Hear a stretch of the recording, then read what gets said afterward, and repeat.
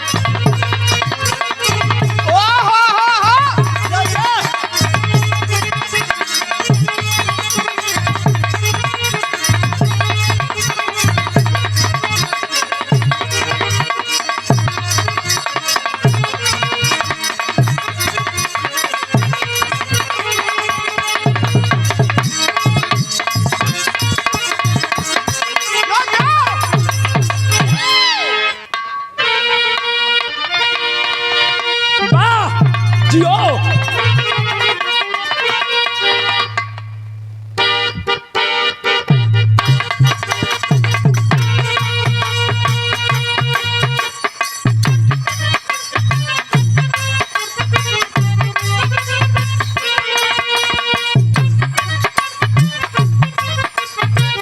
बारे बेटवा जियो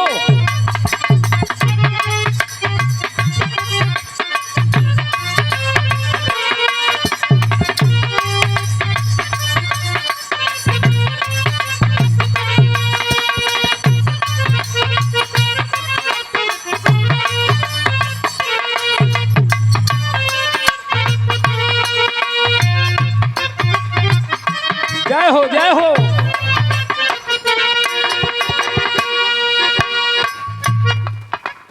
लइका गुरुदेव भगवान के दरबार में जाके निवेदन करत बा हो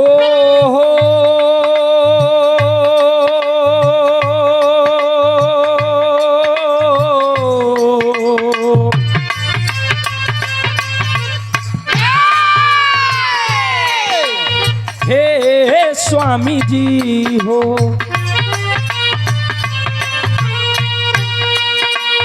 हे स्वामी जी हो नजरिया के फेर दा हे स्वामी जी हो नजरिया के फेर दा हे स्वामी जी हो नजरिया के फेर दा हे स्वामी जी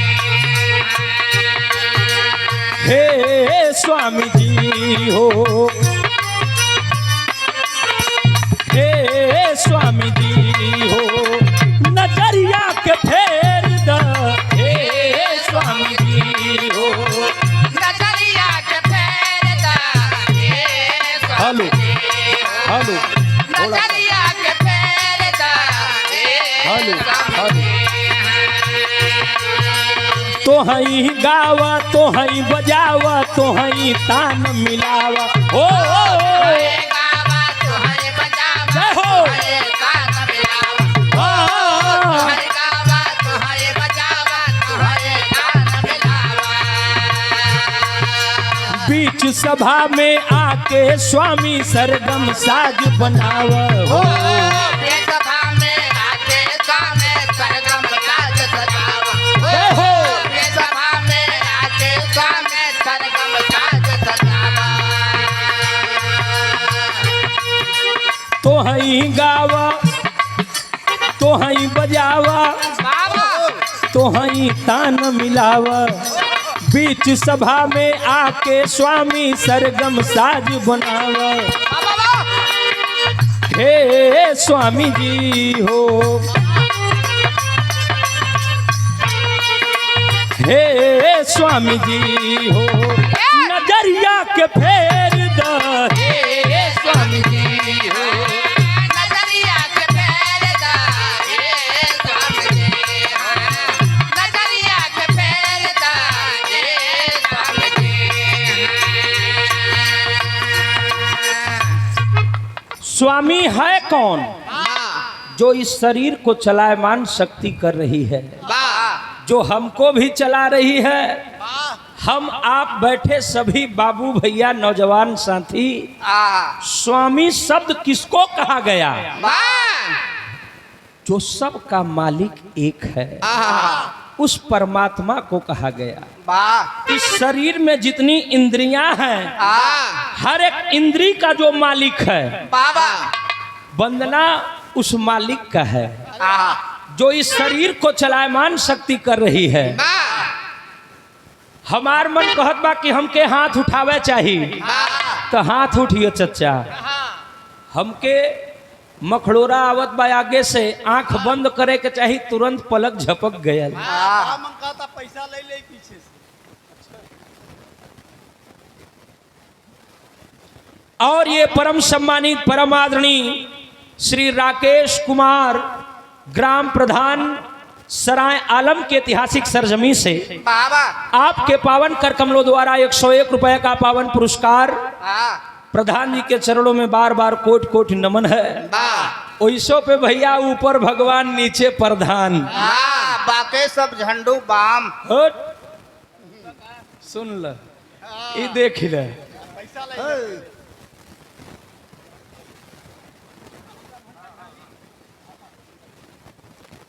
और ये परम सम्मानित परम आदरणीय श्री मुन्ना विश्वकर्मा जी, भंडा लहुरा झारी से। बहुत गाय है भाई। हाँ, झारी बड़ा बदनाम गांव वो भाई। हाँ हाँ भैया, प्रणाम प्रणाम। बहुत मैं पुरस्कार, बार बार चरणों में प्रणाम। कई बार मौका मिला है, ये सब मेहरारून से गवावत गवावत थक गन, कहने एक दिया वीर बहादुर मन से धू से लड़ी जाते। हम कहा मन से धुओं से लड़ाए भाई। बहुत बार बार चरणों में कोट कोट नमन है। सकल पंच को सादर प्रणाम, आशीर्वाद की कामना है। लइका कहे कि स्वामी है कौन? वह शक्ति जो सब का मालिक बांटे में हम आप लोग बांटे है बाबू। हमारे आप लोगों का सोच विचार अगर दूषित हो जाए तो केहू बढ़िया केहू खराब बा बाबू साहेब। इतना नहीं, दूसरे लाइन में लइका अंतरा में फरियाद करत बा।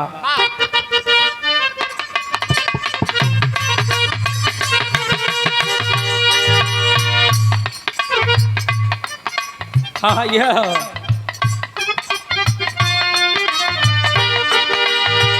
आल्हा उदल के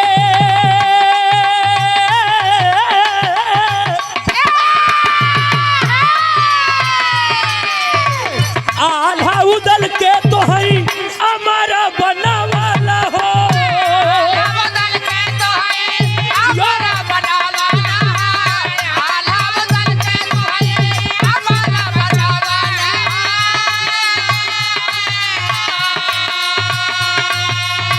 मूर्ख कालिदास के तो है कविवर बना वाला हो।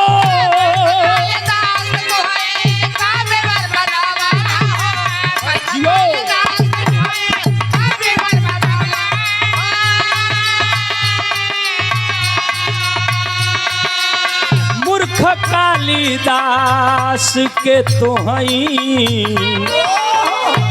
कविवर बनवला हो।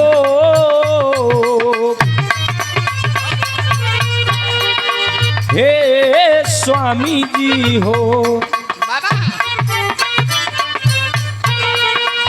लइका श्री सदगुरुदेव भगवान के चरणों में श्री श्री 1008 श्री विश्व गुरु स्वामी श्री अड़गड़ानंद जी महाराज सक्तेशगढ़ आश्रम चुनार में गुरुदेव भगवान के चरण में हवा के साथ पैलगी पहुँचे।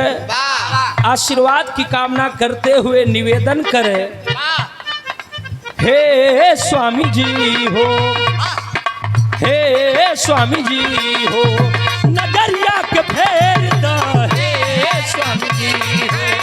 नजरिया के फेर द, हे स्वामी जी हो। नजरिया के फेर द, हे स्वामी जी हो। और ये परम सम्मानित परम आदरणीय समाज के बड़े ही सम्मानित शख्सियत, भावी जिला पंचायत जिला पंचायत सदस्य पद के आप प्रत्याशी हैं, वाह मोहम्मद तस्लीम, वार्ड नंबर 2 धनुपुर से। वाह आप भैया के कर कमलों द्वारा नेताजी के तरफ से 200 रुपए का पावन आशीर्वाद। वार्ड नंबर 2 की जनता से निवेदन है कि आप लोग अपना आशीर्वाद भैया को दीजिएगा। भैया को बार बार सलाम है। सकल पंच एक बार जोरदार ताली बजा के स्वागत होना चाहिए। अपने लिए तो हर कोई कमाता है, लेकिन समाज के लिए जो जीता है, समाज के लिए जीना, समाज के लिए मरना बड़ा ही काबिल तारीफ होता है। 201 रुपए का पुरस्कार, बार बार नमन आशीर्वाद की कामना है। लइका वंदना के भाव में कहे, ए स्वामी जी, आपके कृपा से चाहे तुलसीदास जी हों, चाहे कबीर दास जी हों, बनारस की धरती पर जिनका आश्रम बना है, उतना ही नहीं, चाहे सूरदास, रैदास, रहीमदास, बहुत सारे भक्त हैं जिन्होंने संदेश दिया है समाज में, समाज को कैसे चलाना है, ऐसे गुरुओं को मैं नमन करता हूँ। बार बार वंदन है, अभिनंदन है। वंदना का मतलब जवन कबो बंद ना हो, वंदना जो कभी बंद ही ना हो भैया, निरंतर लगातार जो चलता रहे, मन में धारा बहती रहे, वही भक्ति है कृष्णा भैया। वंदना के आखिरी लाइन में खानदान का परिचय, छोट छोट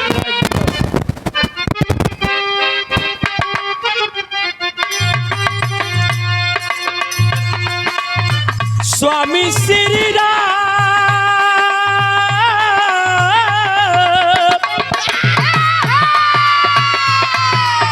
स्वामी श्री राम मूरत हरि गुण गाय के,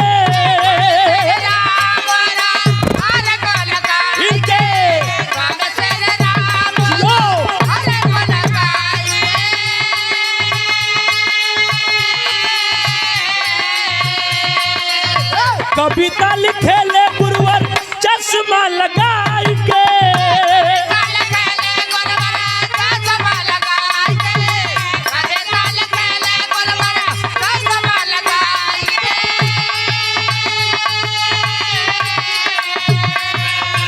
कविता लिखे ले गुरुवार चश्मा लगाई के। हे स्वामी जी हो, पीछे से ले ले भाई। और ये धनुपुर वार्ड नंबर 2 से जिला पंचायत सदस्य पद हेतु समाज के बड़े ही सम्मानित शख्सियत आदरणीय आप श्री जितेंद्र कुमार यादव, निवास स्थान रानीपुर सिरसा चौराहा से, वार्ड नंबर 2 से बड़े भैया श्री जितेंद्र कुमार यादव भैया के कर कमलों द्वारा बहुत ढेर सारा आशीर्वाद, 200 रुपए का पावन आशीर्वाद। भैया को बार बार प्रणाम है। आप लोग अपना आशीर्वाद दे करके भैया के मनोकामना को पूरा करने का आशीर्वाद देने का काम करेंगे। यही निवेदन है, सबका साथ सबका विकास। भैया ऊपर लिखोले बहन, सबका साथ सबका विकास। लोग कहत हिन पहले वादा तो हो जाता गुरु, लेकिन बाद में दुअक्खी होए लगत। लेकिन कोई कोई जो समाज के सम्मानित शख्सियत है, उनका नाम इतिहास में अमर होता है। बार बार नमन है। इलाका के बिरहा जगत के बिरहा गुरु श्री राम मूरत यादव मिर्जापुर भटवा पोखरी से, स्वर्गीय दयाराम यादव खमरिया वाले, जेका करताल बजत चल जाए, करताल बजत चले आवे, गावत गावत करताल छोड़ दें, ऊपर बजत चल जाए, फिर हाथे में चली आवे। ये लवंडा लोग न जनी है, लेकिन बाबूजी लोग अपने जवानी में सुने हुई ही। दयाराम उस्ताद खमरिया वाले, वही परिवार से लइका गावत बजावत आशीर्वाद पावत बा। इलाका के गुरु हमारे पिताजी स्वयं, जिनके आशीर्वाद से आप लोगों के बीच में इस गीत संगीत को प्रस्तुत करने का प्रयास करता हूं, श्री ब्रिजलाल यादव और लेखक श्री सतीश चंद्र पांडे। हाँ, गुरु गोसैया है।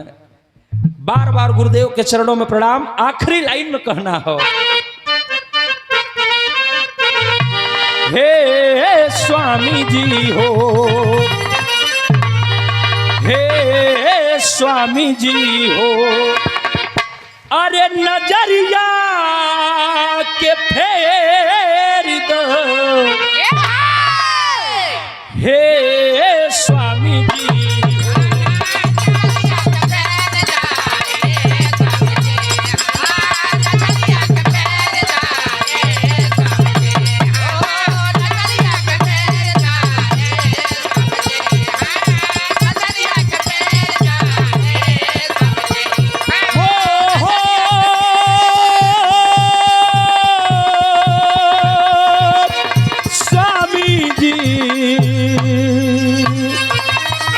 मुरलीधर कुंवर कन्हैया राधा रानी की जय।